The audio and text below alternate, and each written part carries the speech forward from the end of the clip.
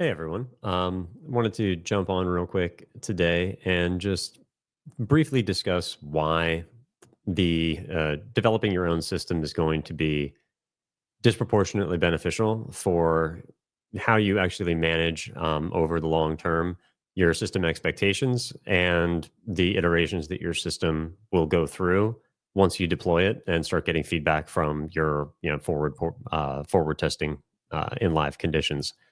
So having published some open source or one open source script and gone through some iterations of that from the previous series that we did on coding for price action, one of the things I've noticed, especially on TradingView, but all across the trading spheres, is folks selling either indicators, selling systems, selling complete systems, selling indicators that can do, quote unquote, back testing that will tell you what the highest probability scenario is to execute under this specific condition. And one of the things and it might be that they're using some, valuable inputs, perhaps.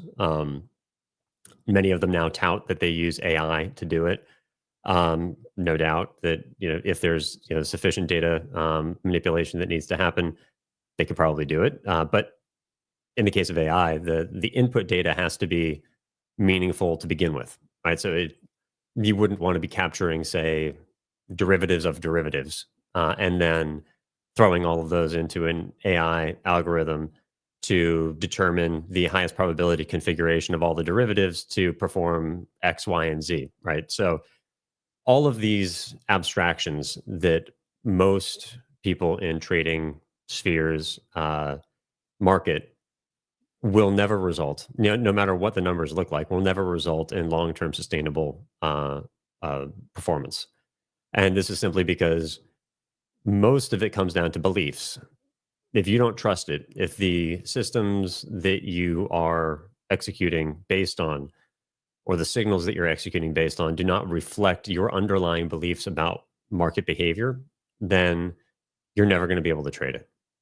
And this is where spending the time to develop your own system becomes disproportionately beneficial. I'm going to just share my chart, unless someone has a question. You can take a question first.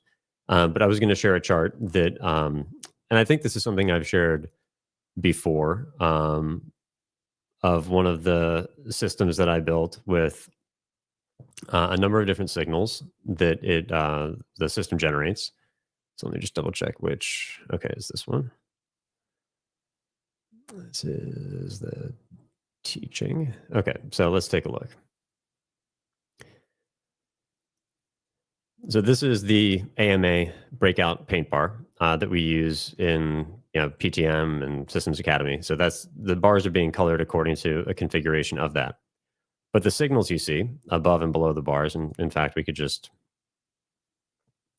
turn off these signals so we just see the actual system signals. Okay. So naked chart and trading signals. So all of these signals are based on, and there's 7 different signals that the system provides. So each of them are subsystems of the main system.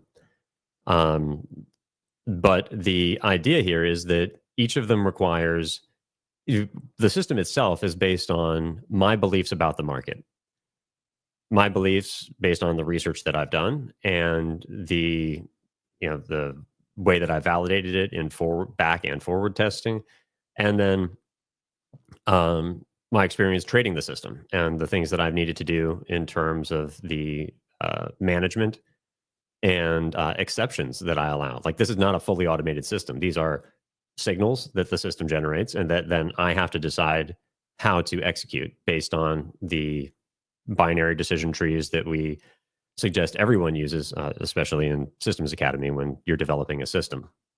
So, for example, the red circles are fade signals to sell above. Green are fade signals to buy below. Pluses, green pluses are buy on a pullback within the range of the bull bar, and the red signals are sell on a pullback within the range of the bear bar. And these are very, very flexible signals because they are designed to reflect the underlying first principles of price action and to assess every bar the same way that a discretionary trader would in real time think about whether the market is in a trend or a trading range and whether the bar is a breakout or reversal bar, whether it's a reversal breakout or a breakout bar, um, or not. And so all of those are inputs, and then the system determines what the signal should be. And then the human trader, because this is not automated, determines how to trade it. But I couldn't give this system to anyone and expect them to trade it. That's simply not practical. And it's not practical because, oh, sorry, I should have maximized this. My bad. There we go. You don't need to look at me. So the reason is because there's simply no way for someone to understand in depth the principles that the system is based on and have the confidence to actually execute it and to adapt to the variety of nuances that it introduces. For example, the signal on 33, sell above. It's a sell above, but the last two bars were trading range bars in a second leg, and it's a trading range signal. So you wouldn't want to sell above. You wouldn't want to sell on a pullback into that bar because you're functionally selling at a trading range low. What it's saying is that that the conditions right here within this 3-bar area are this is a trading range right here, and that's true. It's a variant of a triangle right here, but you wouldn't want to sell into a pullback. You would want to sell above at least one measured move, if not at the previous swing point. And then you get a sell above signal here. This is too strong of a close. So you imagine that, it's uncommon to see here this very similar scenario, bar 34, 41, and 43. All of these are sell above signals, but you typically want to wait at least one bar. Here you wait one bar and you don't get the reversal. Then you sell above the second signal. And so there's a variety of those nuances that you need to understand and study in order to execute this properly. And all of this is, again, based on price action first principles, right? There's no derivatives in any of this code. It's all based on bar structure, the geometry, the relationships of bar to bar. So it's doing bar by bar analysis the same way a human trader would, but with the caveat that it doesn't allow for any of the nuances that the human trader can bring. And that's really where you see that really disproportionate benefit for the human trader. Yes, the confidence is everything. And confidence in a system is a reflection of how closely that system reflects your beliefs about the market. Right? It's almost impossible. I would argue that it is impossible for you to have confidence in a system which violates your beliefs about how the market operates. I don't think it's possible. Because you would be constantly at odds with yourself. And Al says it, Ali says it, you have to, if anything is wrong, everything is wrong. Right. And starting from a violation of your beliefs would be starting from perhaps the worst starting point for any trader to sit down and try to operate from. Here, Tom says, can I leave a question here and to get a response? Al, for 1.5 years, pro mentorship for 2023. Oh, sorry, there's 2 questions. Yeah,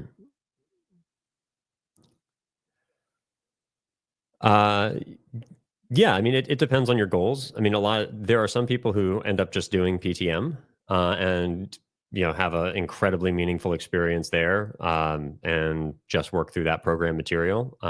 There are those who still want to still want to develop actual, systems, formal systems, rather than spend the time learning and doing the research and homework methods that Ali introduces in PTM to actually go through the formal process of building a system and to do it in a group of others who are also building systems. That's the other significant benefit of SA2 is that while you can build a system formally on your own, while you're in PTM, there might be a couple of other people who are doing that as well. Everyone's doing research. Everyone is incredibly dedicated and hardworking. But it's different when everyone is going through the formal, pedagogy of the SA2 program. So slightly different, actually significantly different, but just depending on where you are in your development process, working through the PTM material is a fantastic starting place. You don't really, it doesn't get much better than that. So um, you're already doing great if you're there. Good times. Yes, I trade this. I trade variants of this right now. I'm not trading this system all day. Right now, I'm trading on the 100-second chart. So I'm trading slightly different system on the 100-second. But I mainly wrote this as a research project to see how simply I could code a meaningful signal system based on price action first principles for SA2 and just seeing what I could do. And this has very few rules. It's basically just doing bar by bar analysis. So it started as a very simple project, and with the idea that the signals and system needed to be robust and based on things that would not change. Obviously, that's price action. And it's proven to be very good. And I traded it exclusively for 6 months. Um, and often I will take, trades that align with this. Like for example, today, I bought on a lower time frame. I bought the pullback on 21 for a test of the 16 low, sold the 16 low, and that aligned with the test above the 20 high. So basically, just taking trading range trades in this consolidation after the big Z bar breakout on 17, right? Anticipating that this would get at least a 50 to 75% pullback before any attempt at continuation, but also that it would be a low probability that 17 would get a full measured move, given the amount of the average daily range that the session had already traveled. But we'll see. And I'm done trading for the day, so hence the stream. How many trades should we test the system for before analyzing results? Basically, you want to start by getting a baseline. Just understand whether your system parameters are reasonable, and between 30 and 40 trades. But then you can't really understand a real system, the real system performance until you have about 100 trades. So. How to translate? Yeah. So oh, okay. Well, I don't know if it's K or Kai.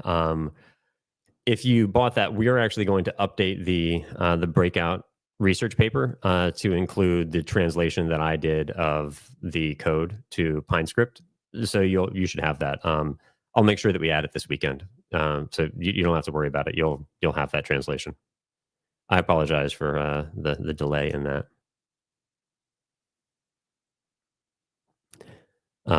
So I just wanted to jump on and okay, I was going to say if no one has any more questions, but we have questions. How do you manage risk reward if every trade has different stop loss and target points based on support? No, so risk is a matter of the bar. So I don't use average bar range. I use the actual bar range of the signal bar, and because the signals that I trade are based on individual bars, they're not based on pairs of bars or Occasionally, they will be if it's a reversal and follow through signal, and the signal generates based on the performance of the follow through bar. But for the most part, they're individual. They're signals based on individual bar ranges, and as a result, it's very straightforward to calculate risk. And it's trading with it doesn't really matter how many lots you trade with. You just subdivide your risk accordingly. I will scale in up to 3 times, but it's very uncommon for that to happen because I am aiming to enter on limit orders at second tests that correlate with signals. And as a result, um, if the if the initial entry is violated, getting a second legitimate signal that would allow a scale in opportunity is not that common. It's more common that if the signal doesn't perform, then it would end up violating the signal premise to begin with, and I would have to cut the trade. So, um, yes, I can scale in. Everything's based on individual bar ranges and the risk that they suggest, and yeah, it's really straightforward to calculate. Um, the red, green, blue circles. So I went over those at the beginning, but the red and green circles are buy below and sell above. The squares are the plus and minus are or sorry, the plus signals are buy and sell on pullbacks, and then triangles are trend signals. Triangles and diamonds are trend signals.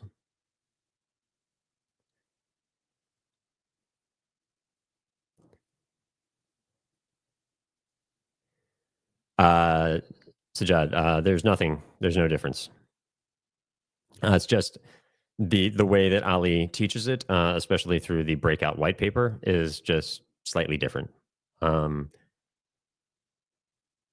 yeah, the specific research that he's done was based on the signal conditions and specific signal setups and limit order entries versus stop entries, and so there's different calibrated expectations when you're taking limit order entries versus stop entries, and so it's just a different approach to evaluating the way you should treat the breakout. But it's still the same. You're still looking for all of the conditions that Al or that Dr. Brooks would consider valuable and monitoring it in the exact same way. You're just entering and managing based on different research for limit orders versus stops.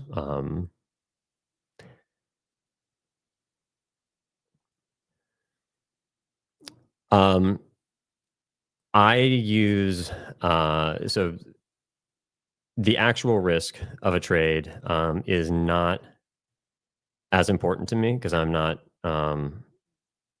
Yeah, for me, it is the initial risk is what I am concerned about because that is what I use to structure all of the trades.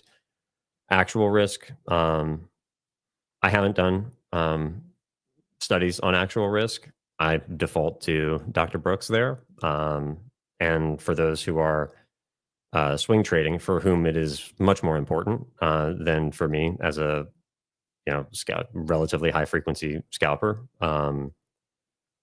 It is uncommon that I see my full initial risk even tested, but when it is, I know the probability, and that if it gets hit, then I need to be out, and I will scale in. And for the scalper, then those are the situations where you take larger losses, and they happen. Ali calls them shark bites in your P&L, and you know it's not the end of the world, and it's part of what you accept and expect.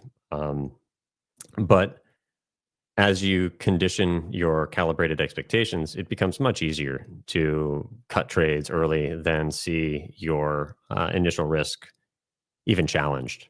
Um, The only time that that initial risk is ever really hit would be on those surprise bars like 7.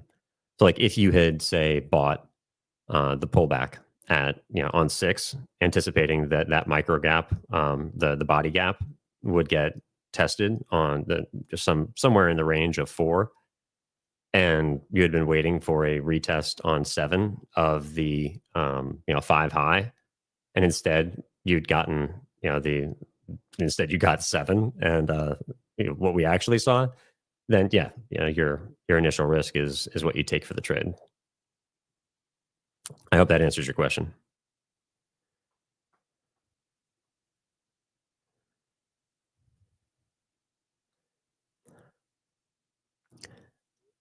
370 trades is well more than is more than you need for to assess the results. As long as you've done the research accurately, as long as your data is good, and you're not biased in your collection, then yeah, 370 trades is more than enough. The only reason to study more than that, to collect more data than that, would be if all of those were collected from the same either volatility regime or higher time frame regime, and you need to better understand the calibrated expectations for, say, your signal, bull signals in a bear environment. But as long as you have a reasonable distribution of those signals across all of the variety of scenarios, that we will see intraday, then yeah, that's fine.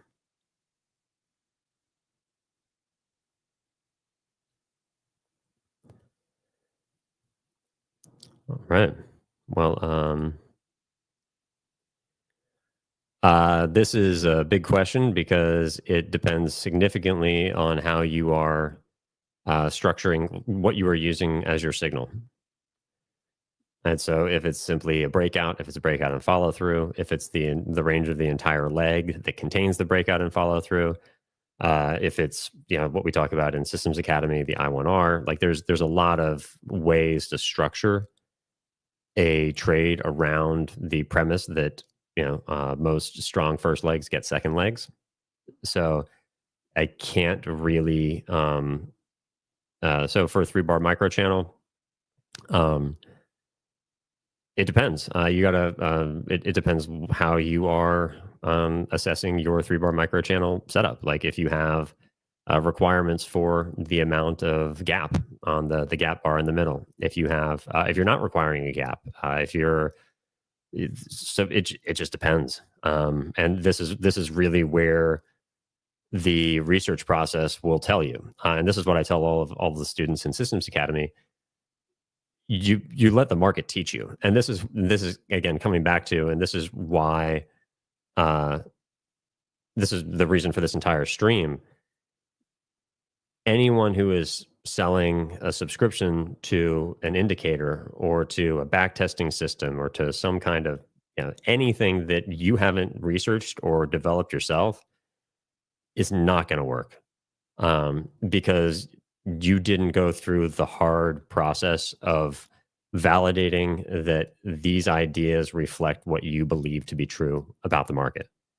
Until that happens, it's not going to work. And the reason is because going through that process, you let the market teach you how to value the system.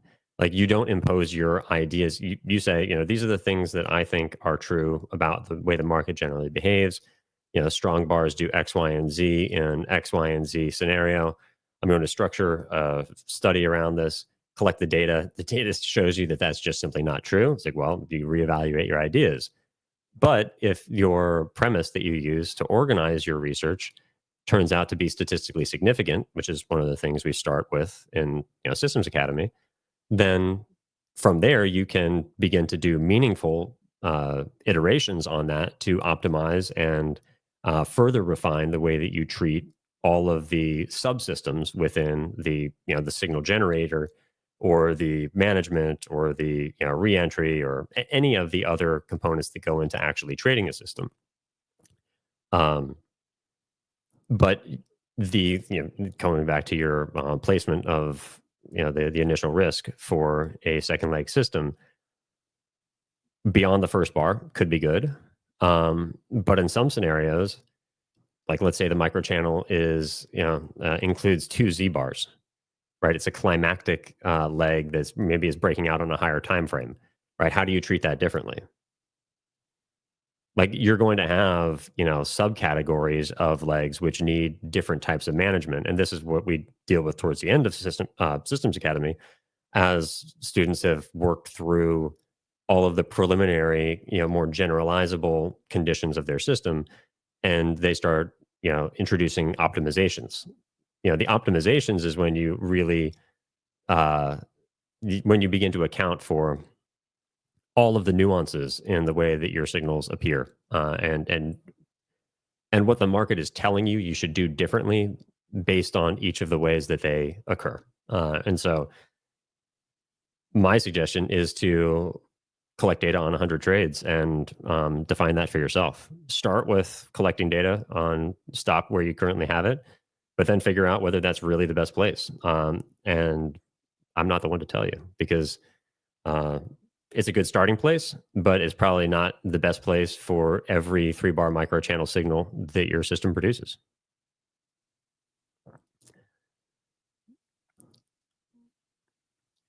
Um, this depends completely on the system. There's an absolute number based on uh, the actual system performance ratio, the win loss ratio, that will determine what the highest number of consecutive losing trades will be. And so obviously that's an outlier scenario, but it can happen. And so that's the thing that you need to be prepared for in the worst case, whether it's 7 or 11, consecutive losers. But for me, I value trade frequency over anything else. The trade frequency and high probability. And because of that, I focus on, scalping. And I'm not terribly worried about holding trades for swings. Um, but yeah, it depends on the system completely, and what the signal is, the frequency of it, the risk reward. It's yeah, the drawdown period will be quite variable. But for example, for someone who is scalping, similar to the way myself, Brad, or Ali does, um, you're not going to have long periods of drawdown because your signal frequency is sufficiently high that anytime you take a loss, you're going to have 3 or 4 or 5 more signals that day that you can use to recover from any loss, even if you've scaled in the case of a scale in loss.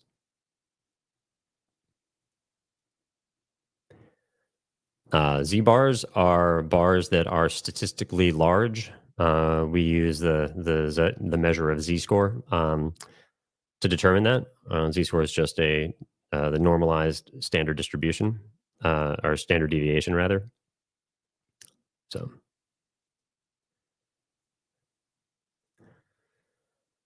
um, yes, yeah. Start with his breakout white paper. Start with Ali's breakout white paper. Then, if you feel like you have gaps, PTM recordings are fantastic. Many people have gotten incredible value out of those. Beyond that, um, Systems Academy. So that's kind of the scaffolded approach that you might take.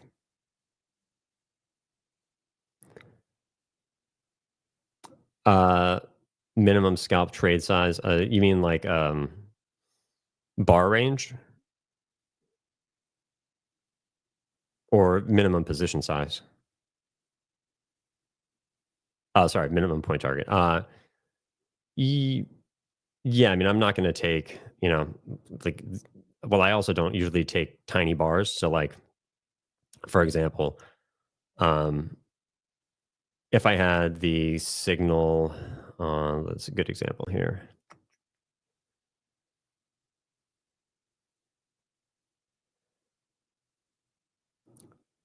Let me see. Today has high volatility. So let's look at yesterday.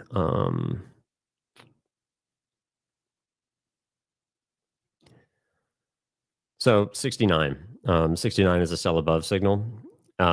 Actually selling that and only targeting the low of the bar would not be a, I would not take it with that as my target. Let me just see what the tooltip says. This is, yeah, so that's 2.5 points. Actually, no, 2.5 points is sufficiently large. These bars are going to be smaller. Yeah, so 1.5. It really depends on context. Like this signal, obviously, and actually based on the way that these signals appear, um, selling here is reasonable. This is a Z bar. You can see here the full Z score is 3.98. So that's a very large Z bar. Very likely to get pullback, but also likely to get a retest. So selling above here, reasonable. It's also a little more than a 50% pullback. But then when that fails to retest the lows and you get the trigger on the low one, and then buy here, the probability is that these signals will fail. And especially when this gets a strong close above the previous sell above signal. So one of the things that you can do once you understand your system is actually use the system to create positive feedback loops with the way that you conduct your price action reading if it's based on price action first principles. So if this trading range signal fails here and the second one generates on a strong close, it's even more likely that this one will fail. This is a negative Z-score bar, which means that it is statistically small. This is also statistically small, so negative, 0.42. So any bars that are very small typically need to, you have to do different, trade management. Stops have to be wider. You can't use a single bar range. You typically have to use 2 and 3 bar ranges for your stops because, what is the what would a smaller bar represent? What would it be telling us if we see these smaller bars?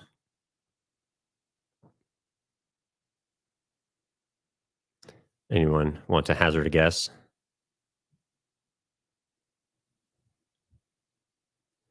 It's volatility contraction, right? So there's two things that can tell us is if the market's going sideways and you see volatility contraction, then it's basically a variation of breakout mode, and you are very likely to see some kind of impulsive move. And if you have a stop that's only one measured move away from a small range bar, then it's very likely to get hit. So as a scalper, you just wouldn't do that. You have to use 2 or 3 bar ranges as your stop location in that case. And as a result, it's typically not great to structure trades around that because then you're basically getting 0.3, risk to reward. That being said, if you have something like what we had yesterday, where rather than being sideways, it's volatility contraction and trend behavior, then that's basically a variation of a small pullback trend. So a leg as a small pullback trend.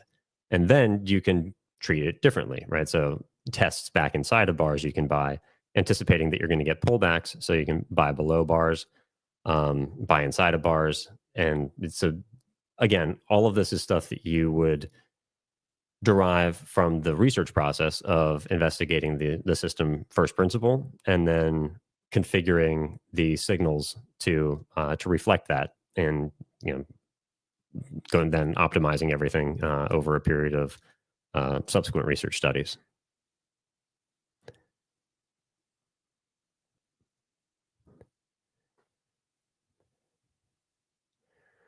Um, they shouldn't you if it's based on price action first principles, they should not be widely the variations should not be that dramatic.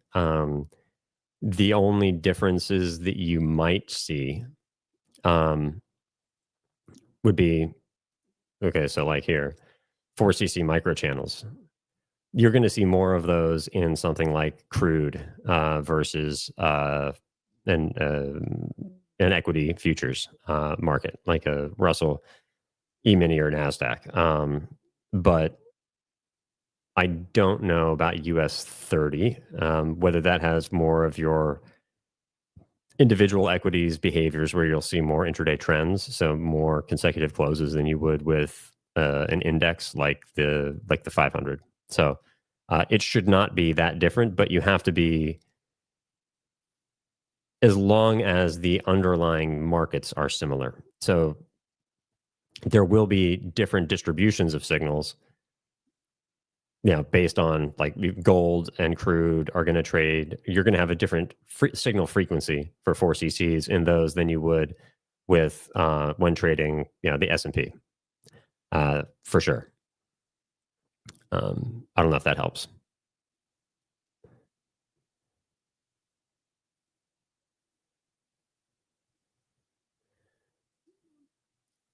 If you draw it as equity curve lasting between, it depends what the win rate is, but that's 20 to 30 trades of consecutive trades. That would be a lot of consecutive trades if it's a high frequency, if it's a high probability system. High probability system would be uncommon to have that many trades of drawdown unless you had 20 to 30 trades when you okay, so 20 to 30 trades when you are in a drawdown after perhaps taking a large loss that you scaled into.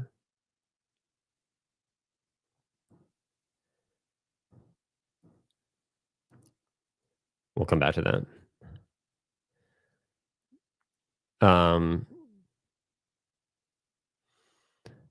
I ignore signals all the time. That's the reason for having high signal frequency. One of the things that makes swing trading so difficult is that in order to maintain the edge, you have to take every signal. You can't miss swing signals, because if you miss the swing, then it ruins the system performance. Whereas with a high frequency signal system, let's just count the signals here. 1, 2, 3, 4, 5, 6, 7, 8, 9, 10, 11, 12, 13, 14, 15, 16, 17, 18, 19, 20, 21, 22, 23, 24, 25, 26, 27, 28, 29, 30, 31. So 32 signals yesterday. Many fewer today. So today was 1, 2, 3, 4, 5, 6, 7, 8 so far. So this is a buy within the buy range of this bar. So get this pullback, you could buy the high of this bad sell signal bar. That's one of my favorite entry mechanisms, is to buy on a test of the locations where limit order traders were trapped, trading for trend continuation. But so the entire reason for having high signal frequency is to be able to take the trades that you prefer, and to not have to trade all the time anytime a signal develops. That's really for me, was the most difficult part of trying to trade a swing system, is not being able to ignore signals. So I hope that answers your question.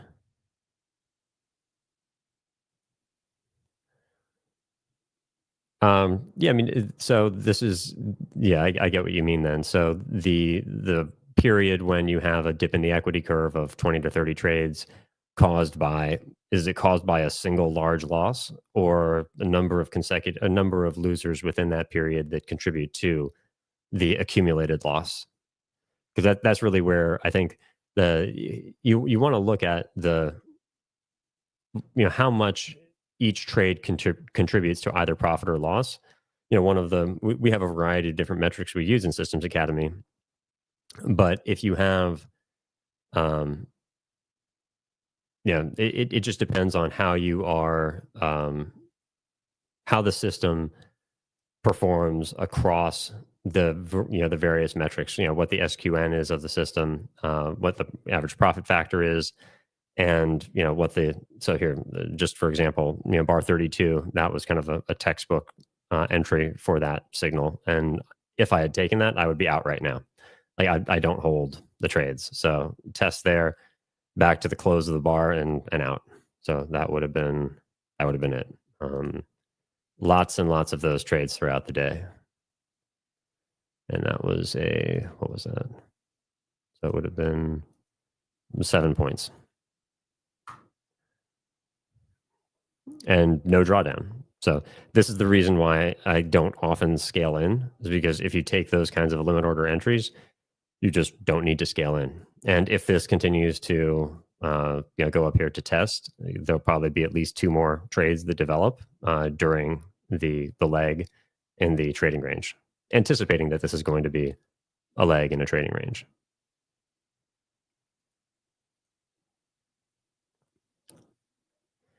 Um, so yeah, when you back to this question though, when you assess the consecutive trades during the drawdown, um, one of the most important metrics is how long you are in the drawdown for, and how much each of the trades that you take when you're in a drawdown, how much it contributes to getting you back to the previous equity high.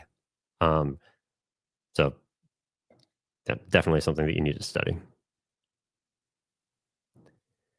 How many systems have I developed? And well, so I trade a system that has 6 different signals, but I have developed, I don't know, a dozen different systems.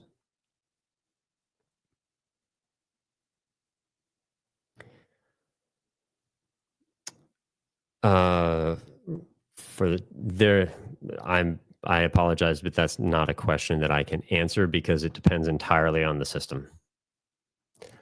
You would like to have an SQN for a manually executed and optimized system above, certainly above 2, would be ideal. It would not be, or say, profit factor. It's actually probably,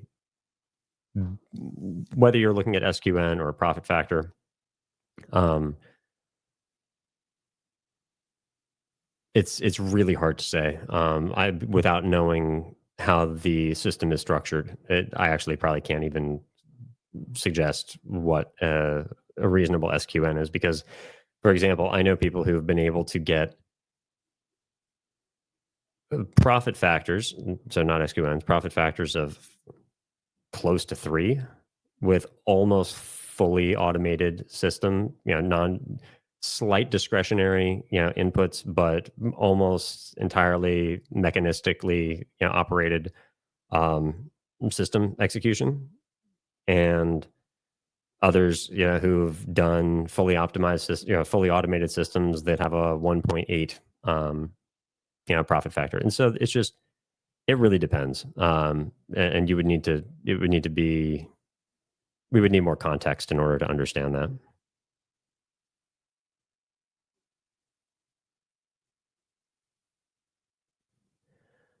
System with minimum drawdown, drawdown like intra trade, or drawdown like absolute drawdown from consecutive losses. Those are different. So you can have drawdowns, during your trades, but if they are recoverable, and they are not unreasonable trades, then the system should just have a generally trending equity curve, and that's really the goal. And you develop that by having a system with high signal frequency and high probability. So basically, a scalping system. Swing systems will result in longer periods of drawdown because of the number of consecutive losses you expect to take.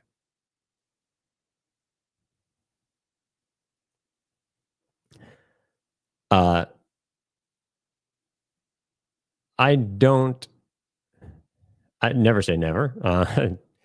I get not really healthy to think in absolutes, but I typically do not hold for 3 bars, for more than 3 bars, because that means that my signal has migrated to a higher time frame. Right. So I find it most useful to think in first principles. The thing that it's telling you, if your signal, say, let's go back to the chart. If this breaks out here, and so if this reversal and follow through that did not break out, instead got a breakout here, and closed near these trading range highs, then that would have been a signal. Well, this is where the 15-minute close. So rather, if this bar broke out and closed up here, then that would tell me that this 15-minute bar has broken out, and now this 5-minute trade has become a 15-minute signal. And then you have different expectations for your calibrated expectations, pullback locations, things that you would be assessing during the next pullback. So all of these are the inputs to the hold times that you would need to figure out. And it's determined by the signal too. It's determined by the system. They're not arbitrary, numbers that I've just come up with. They're determined by the signal and system performance.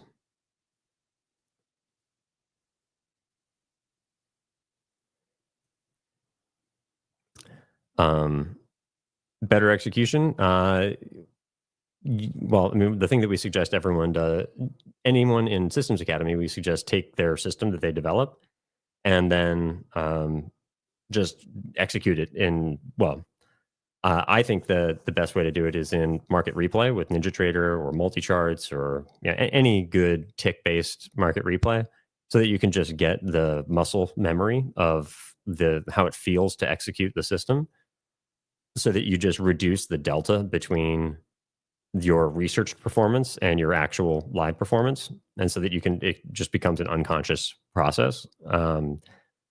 I think that's probably the best way. And then obviously the forward testing first in sim, and then with the smallest size you can manage, and then scaling up from there. Once you see what the actual delta is, because there's always going to be a delta between research performance and actual performance. But once you know what that is, then you can work with it and practice. And when you see what that delta is and you study it, and I've done videos on how to study effective study habits. And all of these go into how you end up structuring your replay sessions so that they most directly contribute to the things that you need to be working on in your live trading. So that's how I would do it. What's a pet trade? I don't know what that is. Enlighten me. All right. Well, we've been going for a while. I really appreciate all the comments. This is a really great conversation. I'm gonna stop the share, and thank you all for joining. The reason for today is really because it's really simple.